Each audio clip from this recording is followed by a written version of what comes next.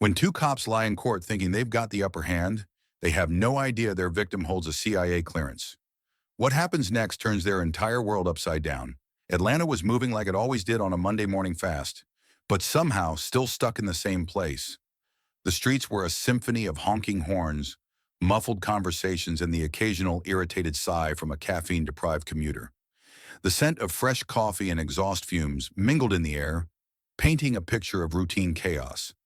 Jasmine Carter, however, had no time for the symphony. She stepped out of her sleek black sedan heels, clicking against the pavement, with a certainty that said she belonged exactly where she was. No hesitation, no doubt a woman on a mission. The Thompson Federal Courthouse loomed in front of her, gray, imposing the kind of place where justice was supposed to live. Jasmine knew better. Justice didn't live here. It visited occasionally, usually in handcuffs. She adjusted the strap of her leather briefcase, its weight familiar in her hand, inside documents that could shift the balance of a federal case. The kind of information that people in expensive suits would kill to keep buried in her other hand.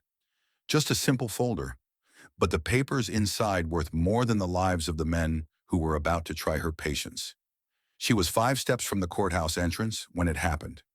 "Hey, hands up, P." Jasmine froze. The voice behind her was sharp, loud, the kind of voice that came with a badge and the assumption that it never needed to explain itself. She turned slowly, her pulse steady, her face unreadable. 2 white officers, hands hovering over their holsters. Sergeant Rick Daly and Officer Connor Brooks. She didn't need a name tag to know their type. She had met them before, different faces, same playbook. Daly stepped forward, jaw-tight chest, puffed out just enough to make sure she noticed the bad pin to it, like it meant something. "Ma'am," put the bag down and stepped back. The words were calm, but the stance was anything but. Jasmine tilted her head, the faintest hint of amusement flickering in her dark eyes. "Oh, this was about to be interesting. Excuse me. What's the issue?" Brooks was already scanning her up and down eyes, flicking to her briefcase, like he expected it to explode, because a black woman in a suit carrying a folder, apparently that was a national security threat. You match the description of a suspect involved in fraudulent government activity. Fraudulent government activity. Jasmine let the words hang in the air for a moment, like they were too ridiculous to acknowledge. Then she let out a slow, humorless laugh. "Let me guess, black woman, nice suit carrying important-looking papers. Yeah, I hear that's real dangerous these days." Di's jaw twitched. "Just cooperate, ma'am." There it was, that tone, not a request, a demand. Jasmine's eyes flickered to the courthouse doors. She was minutes away from walking into a hearing that she was supposed to be leading. Instead, she was out here being treated like a criminal for existing in the wrong skin. "I don't have time for this," she said evenly. "I work here." Di didn't even blink, didn't ask a single follow-up question. Didn't care, because black people explaining themselves to cops never actually mattered. Di reached for his cuffs. "You resist, it's obstruction?" Brooks added, "Obstruction." Jasmine's lips parted in an almost smile. "Oh, that was funny. Obstruction? That's cute. And what exactly am I obstructing?" The fresh air DA's patience snapped. The cuffs were out. Jasmine didn't flinch. She didn't fight. She didn't give them anything. She simply lifted her hands and let it happen, because she wasn't just playing their game. She was about to flip the whole board. Jasmine Carter had seen bad cops before she had seen them lie, manipulate, abuse their power.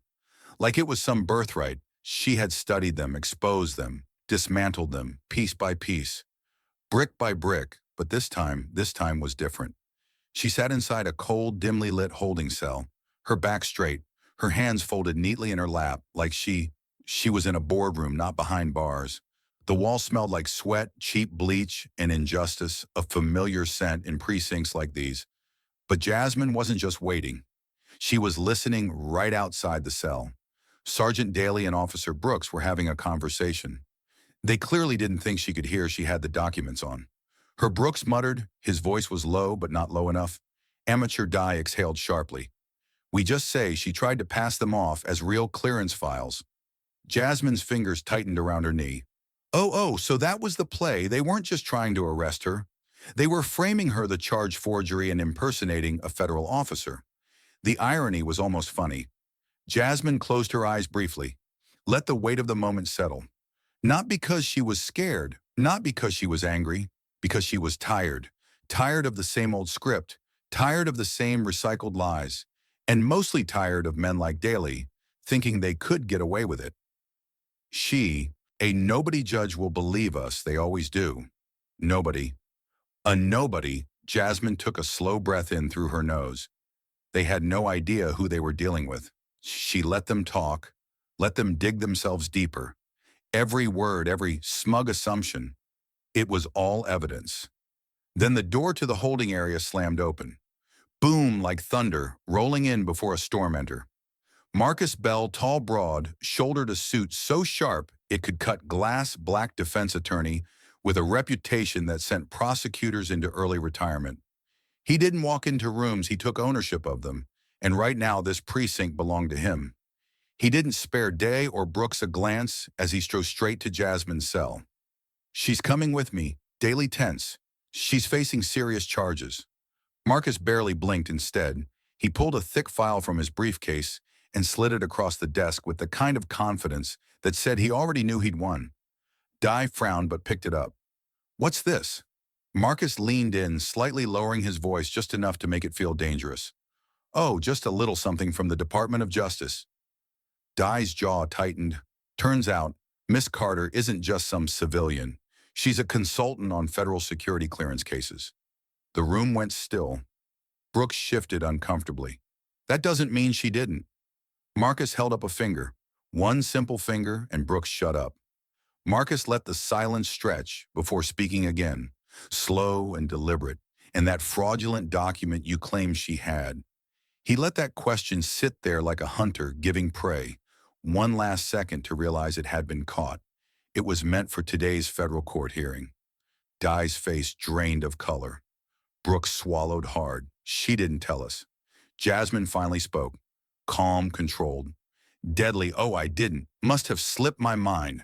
You know, since I was thrown in cuffs before I could even open my mouth. Brooks wouldn't meet her eyes. Di clenched his jaw, doubling down on the only thing he had left. Pride, we were just doing our job. Jasmine tilted her head, studying him like a scientist examining a lab rat. Oh, you think this is over, Day? And Brooks exchanged nervous glances because, for the first time since they threw cuffs on her, they felt it, that creeping, suffocating realization that they had just made the worst mistake of their lives. The morning air outside the Thompson Federal Courthouse was thick with tension. Reporters lined the steps, cameras flashing, microphones poised inside. The air buzzed with the kind, oft anticipation that only comes before a public execution. And today, the executioners weren't the ones in uniform. Day and Brooks sat rigid in the defendant's seats, their backs straight, their faces frozen in practiced neutrality. But anyone watching closely, anyone paying attention, could see the panic creeping in. Brooks kept shifting in his seat, hands twitching against his lap. Di's jaw was so tight it looked like his teeth might snap in half. They had spent their entire career walking into courtrooms as the accusers. Not the accused, but today they weren't the ones holding the power. Then the door swung open and the shift in the room was instant. People turned. Whispers started, and even Judge Harris looked up. Jasmine Carter walked in. No cuffs, no panic, no fear.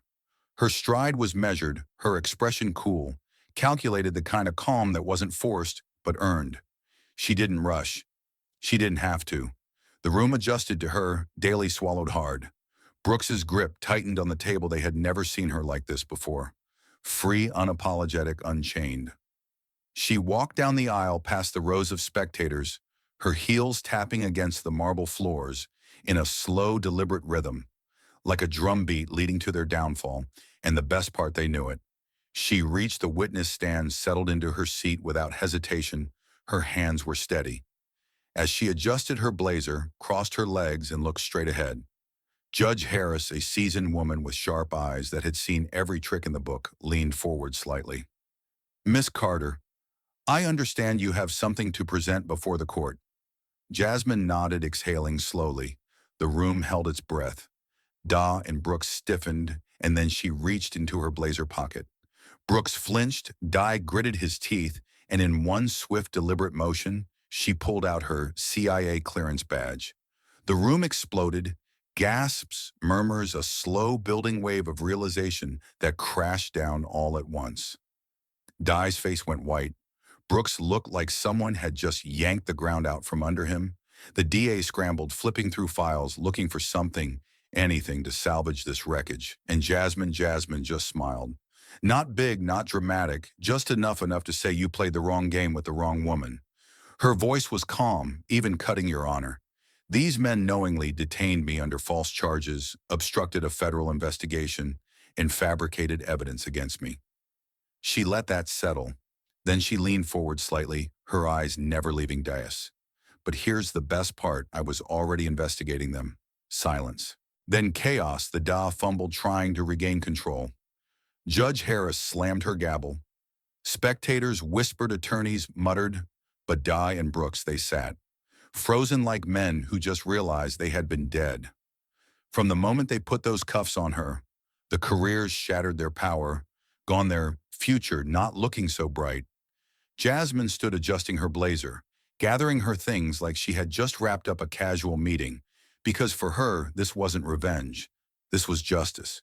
She turned without a word and walked toward the exit. She didn't rush. She didn't look back. She never did English.